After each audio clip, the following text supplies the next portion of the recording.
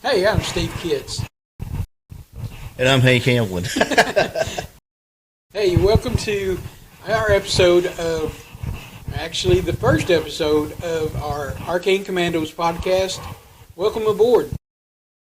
We thought it'd be a good idea to try to engage with people who are wanting to know more about the story of the Arcane Commandos. So Steve and I decided we would try to do this video podcast to try to do some outreach and try to touch base with you guys out there in the fantasy fiction land and who have a vested interest in this story going forward. Right, and we want you to get to know us as well as the characters. And I believe that you really will enjoy getting to know the characters and getting to know us. Maybe Steve, you might not like to know me very much, but here we go. This is going to be fun. It is, and that's what podcasts are, is people engaging. If you got any questions or comments, go ahead and add them to our different social media sites that you can find us on: TikTok, YouTube. We even have a website, arcanecommandos.com. There's many ways that you can reach out to us and talk to us. We recently were at Fanboy Expo in Knoxville, Tennessee, and that was where we really launched the book, so to speak, and released it to the public, so to speak, and we're able to engage with a lot of people. We've got several other conventions coming up, and we'll post those to give you guys an opportunity to try to reach out and touch somebody, so to speak, and maybe come out and meet us and get a signed copy of the book. But we did get a lot of questions while we were at the convention, and we thought we'd try to get ahead of some of those questions, maybe for your benefit, and broach some questions to each other today about the story and the book and each other, so you got a little bit more in-depth perception of who we are and what the story's about. Right, and about the story, we have a special ops unit that has been tasked to collect and to secure, you should say, holy relics and artifacts that have a lot of different meanings and different purposes. And our group, you'll get to know them, and we're working more on their backstories and more information about them. But this first mission is very important, where they go to Mosul, Iraq, and they're trying to find the Ring of Solomon. So a lot of our story is based off of apocryphal stories of the Bible that are not necessarily found or not found at all in the King James Version of the Bible, but are found throughout most of Southwest Asia and those religious, in the different religions of those areas, in the Torah, the Talmud, the Holy Quran, and other books, as well as the Old Bible, what they call the Britches Bible, and of course the Apocrypha.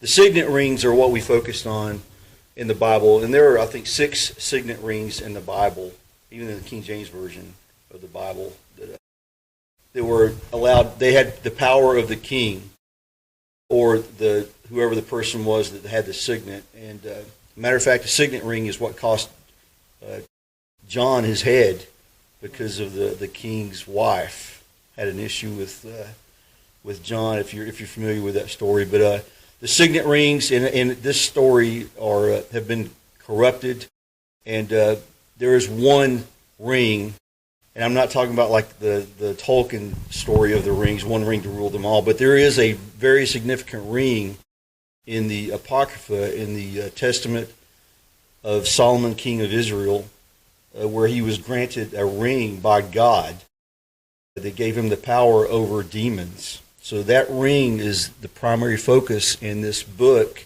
this first book, where they're trying to recover this ring because back in 2014, if you're historically savvy, so to speak, you would know that the ISIS and ISIL were destroying all the artifacts in northern Iraq, especially Mosul, the museum, etc. It starts ticking a clock for our team to get in there and recover this artifact before it's destroyed either by ISIS or ISIL or an opposing force that comes into the theater of operation, so to speak.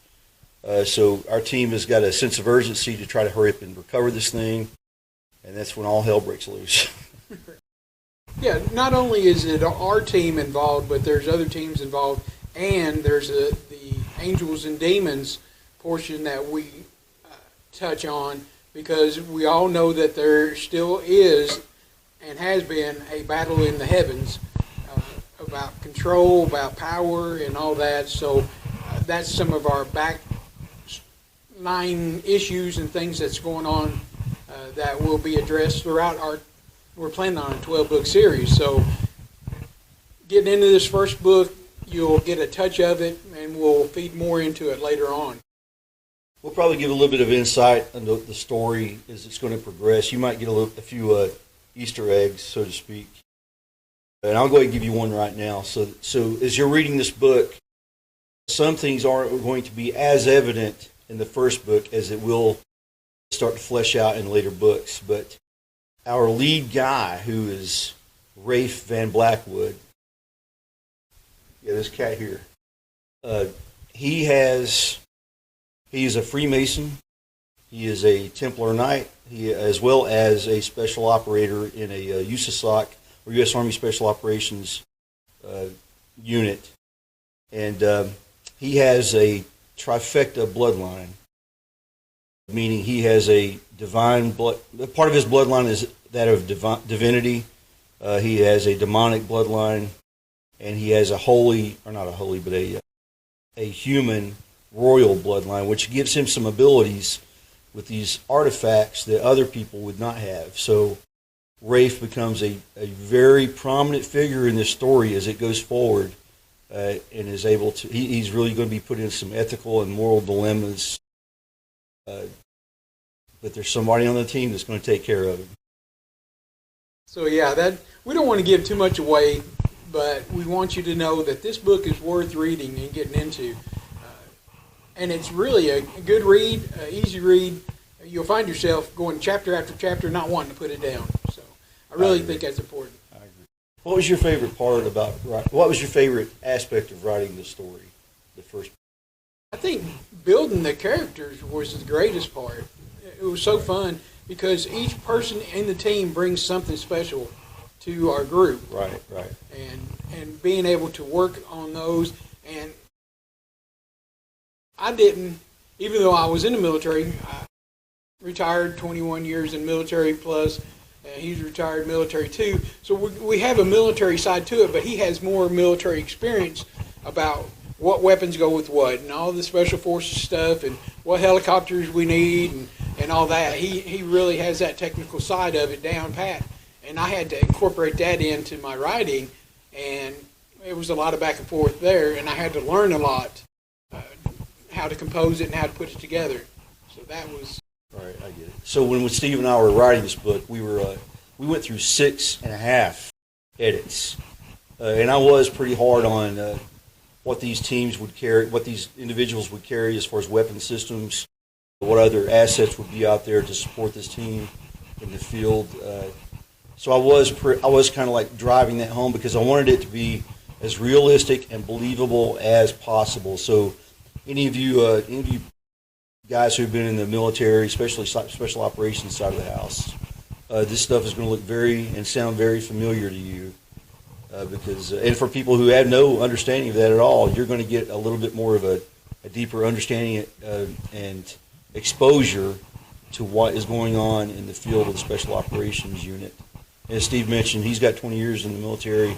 I've got 26. Between us, I think we've built a really good story that is based on, I would say, factual aspects.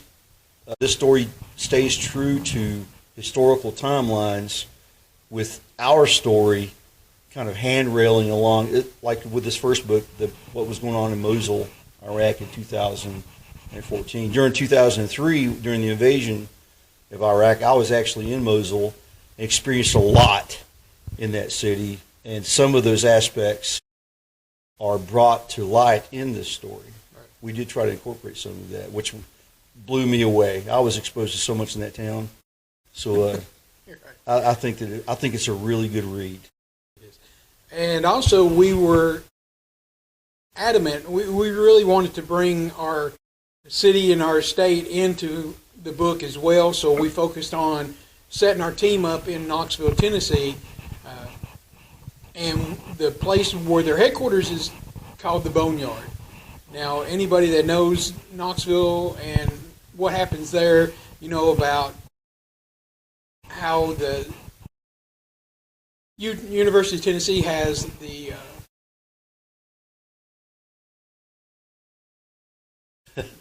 place where they keep dead bodies. Right. I don't know how much of this stuff is really public. Right. I mean, so we did build the story around. These guys are based out of Knoxville, Tennessee, at what we're calling the Boneyard.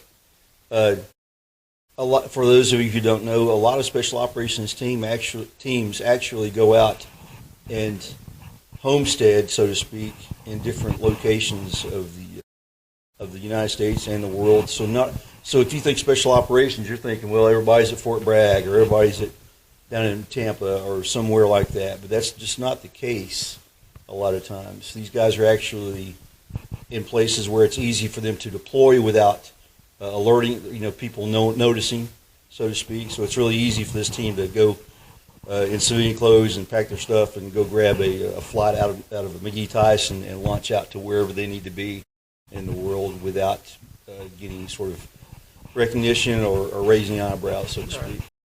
Not throwing any red flags up. So. I was careful in the story to make sure that we don't divulge anything that's not at least partially common knowledge. We would never divulge anything that would put anyone that's that's actively serving any sort of harm's way or jeopardy.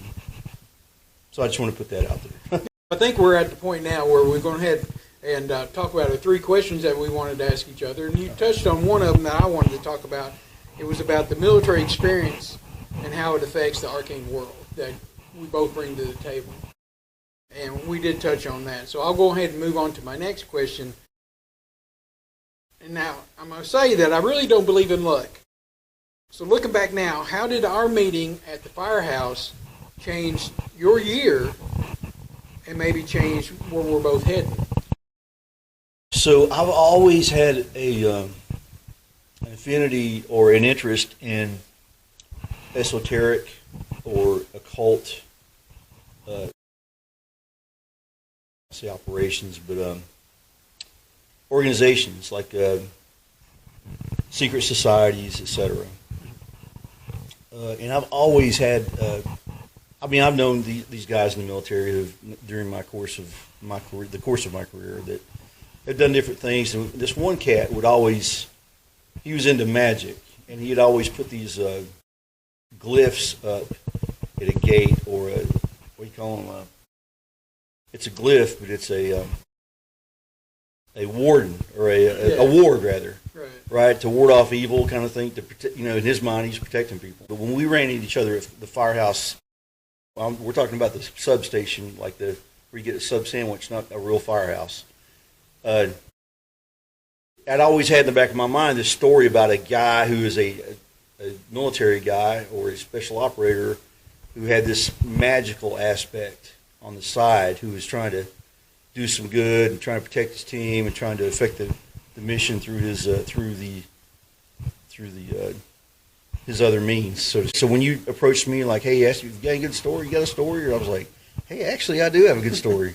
So that's where this all came to light at. So trying to flesh a lot of that stuff that I always wanted to tell in the story. I always wanted to write a book, and Steve has written many books. So it just seemed like the natural, just the natural blend of a guy who knew what he was doing, had some experiential learning already down, where it would have been a huge learning curve for me trying to figure out how to write a book. But trying to, flesh the story out, and Steve helping me bring the story to paper.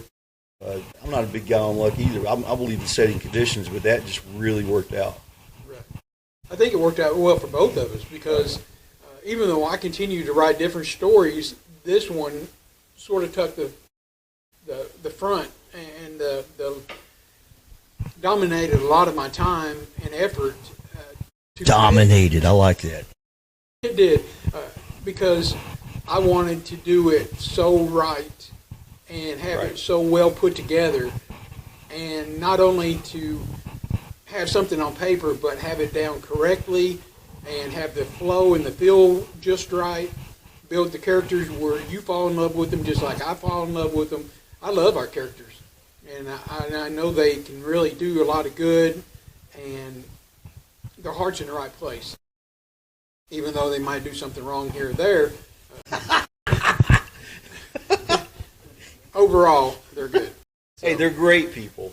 Now, we did build some vices and some faults into these guys because they're human, and especially the third story, probably I would say that it'll really get fleshed out, especially with Rafe. Man, he's a human guy that's he's been through a lot in his life, so he's got some things have manifested in his character. But you know, he's a great guy, but he's just you may initially think like this cat is off the chain, man, but it's gonna work out great for everybody. That's all I'm going to tell you as far as that goes.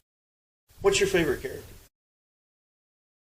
You know, I think Theo is my favorite. Really? He's a smart aleck. So are you saying you relate to that guy? I do. Okay. He finds something funny in everything, even a hard situation. He's looking at what can I do to ease the tension? What can I add a little comment here or there that can ease that situation just momentarily, let you have a breathing room. So I really dig that out of his character. Yeah, I think probably because I know more about what's going to develop in the storyline. Right now, my favorite character is Nyx, and not just because she's super hot, but yeah, Nyx right there. But because her mentality, she and the team, as far as the architecture of the team, she is a CIA operative out of the CIA has their own special operations units, and a lot of joint operations are the CIA is actually involved in. And believe it or not, there are females in the special operations community. A lot of people don't realize that. But Nyx in this story is a CIA agent, and she's a doctor, PhD, and some things that really matter to this team. And she's going to really, as the story fleshes out, you'll see why I really like Nyx. She'll play a bigger role than she does even in the first book. Oh, that's what I'm saying. Yeah. It's going to be, she's going to be centric to the story because I don't want to let too much out of the bag, man. But she's going to be a great. You're going to dudes are going to love her. Chicks are going to be like are going to want to be like her, and dudes are going to want to be with her. Yeah, that's what's that old cologne commercial? Be the man that you want to be, that men want to be like, and women want to be with. Where it is, yeah, the vice versa. Right. Yeah, definitely. And there's more characters in the book, and we do have a good team. So, I encourage you to find the book on Amazon or find it on our website or find us at a convention. We'll autograph it for you, and we'll set it up. We can, even mail you out one if you buy one through our website. So it's pretty easy to do. We've been doing a lot of sales on, seems like on Amazon. We did a lot over at Fanboy Expo. Right. So the book is doing really well. The story is starting to get out there for public consumption, so to speak, and that's one of the really big reasons we wanted to do this podcast. And we'll try to do one of these a month. Again, we're just trying to do some outreach with our audience and with our potential audience, kind of give you some insight to what the story's about, and let you kind of relate to us. We're just two dudes trying to tell a great story that's going to entertain people. And something about the book, we talked about this. I do a lot of traveling, and when you look at the book, it's double spaced, and that was intentional. We had a question that came up during Fanboy Expo about someone. He was critiquing the book, and that's good. We want critiques. He was critiquing some aspects about the book, but one of his things that he stated was you could save money and space in the book, etc., by single spacing. And I immediately took the blame for that because I travel a lot. It's easier for me, especially on a plane or in a car or whatever, if something is double spaced. It's easier to keep up with. The font's a little bit bigger than normal. What you find, I think, was it a 10 normally or 9 on a normal book? Right. Or what font are we, do you know? We're at 14. Yeah, it's a little bit bigger. It's easier to read if you're traveling. So it's a great travel book for those of you who are out there traveling a lot. And I've got a lot of older people that comment, oh, I was dreading looking into this because of the small print, but I love your size of print. It really helps me read the book. And that helps you too. It flows, believe it or not, a lot easier when you can go from line to line to line instead of paragraph to paragraph. And I know that sounds a little bit weird, but once you give it a try, you'll like this format a lot better than some of your others. We really try to take the reader and the experience of reading into consideration. Because, I mean, for me, someone like me, I hate the act of reading, but I love to read. So kind of spacing it out a little bit and putting a little bit bigger font to it makes it so much more enjoyable for someone like me. And I'm sure many of you in the audience or people who might be watching this video that I'm sure that it'll be greatly appreciated because I know I appreciate it. It makes me want to read the book again. What's your last question, Steve? The last question, okay, if Hollywood called tomorrow and they want Arcane Commandos, what would you want it to become? A movie, a live-action TV series, an animated series, anime, or something else? Yes. All the above. All of it. But if I had to pick only one, I'm a creature of habit, and I enjoy television shows. Shows like Supernatural, shows like Sleepy Hollow, that kind of something I can look forward to every week instead of sitting down for an hour and a half or 2 hours and watching a movie and it's over with. Someone like me, I need something to keep me going through like the fall months or the spring months. So I enjoy, like right now, the new Game of Thrones season's out, season 3. I'm enjoying that. And Rings of Power, their next season is about to start up. Ahsoka is about to start that second season in, I think, January or February.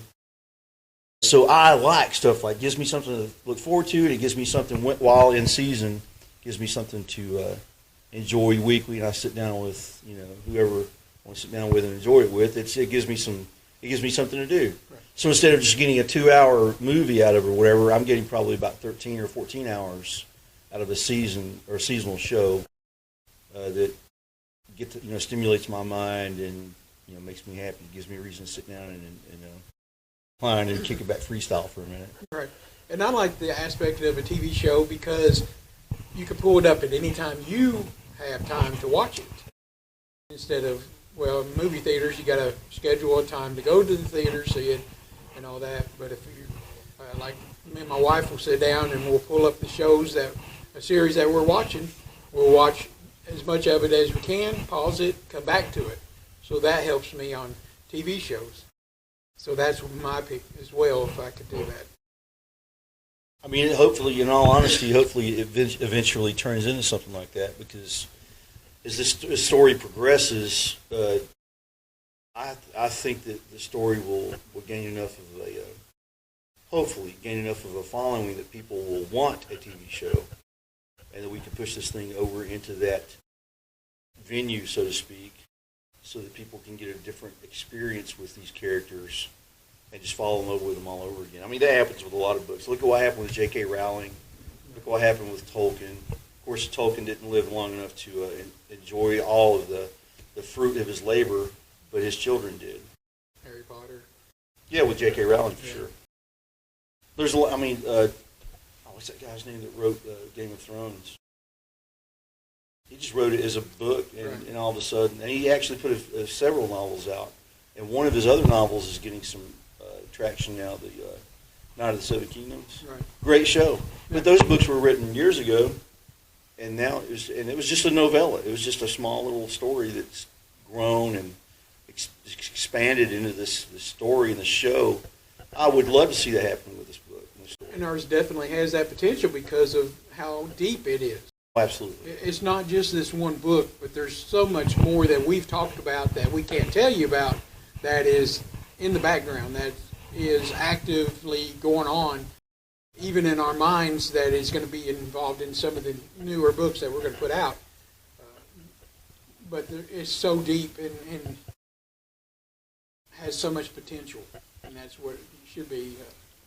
We start writing the next book. We've agreed to start in October to start on the next novel. And I think we should be able to finish that thing up around January, February timeline, based off of what we just went through.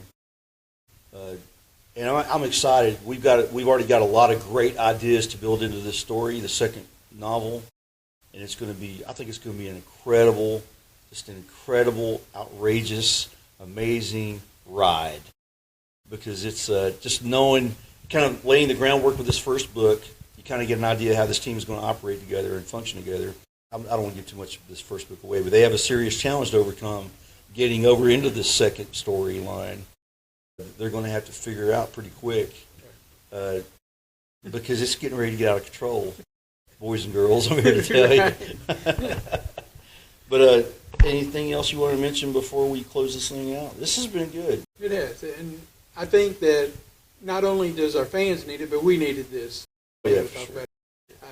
And I hope everybody has gathered from this our excitement about the book, and we hope that you share that excitement because it is such a great storyline, and it's not finished yet. I mentioned a few series shows earlier, Game of Thrones, Supernatural, Sleepy Hollow. For children of the 80s, which we are, two of those children, okay, there was a cartoon show. There's actually two cartoon shows out that now have made their way into movies and sequential movies as well. G.I. Joe and Transformers, where you loved, even though you almost like, even with, there's a new movie out with He-Man, where even back in the day when He-Man was a cartoon, even though they were the bad guys, you loved to see what the bad guys were up to. And that's how this thing is really going to play out. This is when these other teams really start to flesh out, these opposing forces teams, the bad guys, so to speak.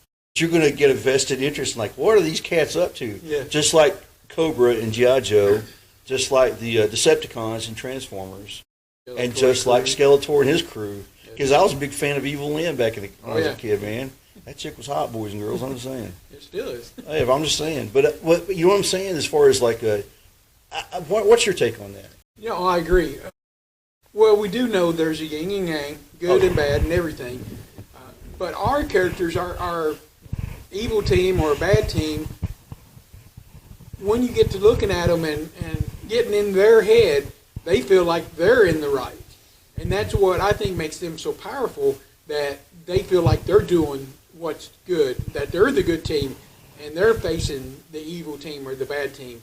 So we get to play on that a little bit and look at that aspect of it too, because not everybody that is out there thinks they're evil, even though they are. Yeah, and that was a big thing in going into the story. I remember us talking about that specific aspect, because when you get characters like Thanos or Emperor Palpatine or a lot of these other just really bad people in these storylines, they all thought that they were in the right. They thought that they were doing the right thing in their mind, and they're just encapsulated in their own echo chamber. But to the rest of the world, with a sense of morality and practice good, ethics, so to speak.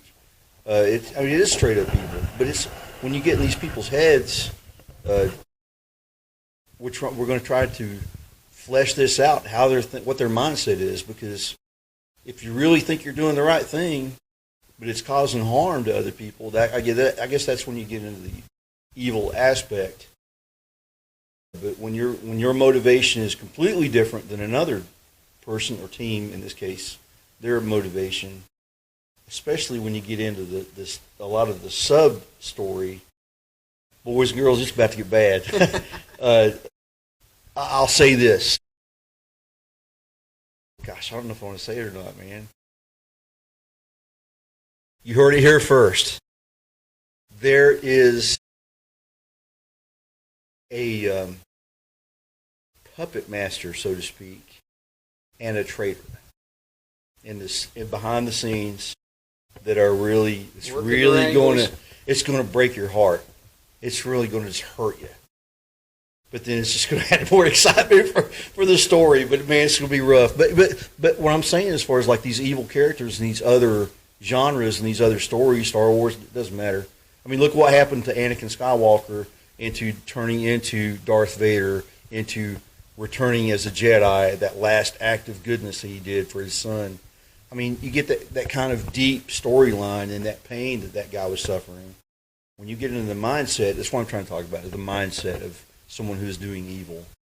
The reason that Anakin Skywalker fell was because of love. Love for Padme. That's real. I mean, I'm a big sci-fi nerd. Sorry, guys, but this is the way it is. You're right.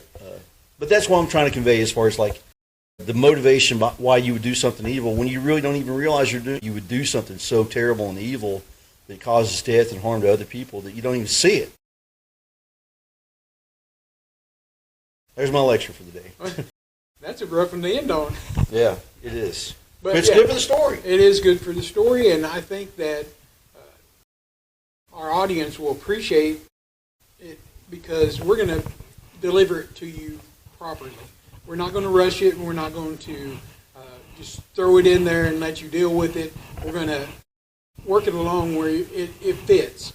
So be ready for it, but it's coming. I would say as well as the storyline, how it's going to progress and get better and deeper and more refined. We learned a lot. We got a lot of lessons learned off of this first joint effort. I know I did. And we're going to implement those lessons learned in going forward. So it's the story, the book, the writing, etc. It's just going to get better and better and better. So go through this journey with us. I think you'll enjoy it. Right. And make no doubt that we're putting in the time and the effort to put the best product forward. We back and forth off each other a lot, take many notes, and you should see the whiteboards. It's packed and loaded. Take pictures and reload it. So we meet weekly. Every Wednesday we have a dedicated meeting just for this story and for this project. That's how much. And that's not even counting with the time outside of Wednesdays that we spend with discussing the project and the story and going forward, what's going on with events. We've really invested a lot of time and energy into this, and it's for your benefit. We really hope you enjoy the story. Thanks. We'll see you soon. I've been Steve Kitts. Hank Hamblin. And we've been representing Arcane Commandos. Find us on YouTube, find us on Facebook, and look us up for our TikToks. And also our website is arcanecommandos.com. Take care. Join the Arcane Commandos team now.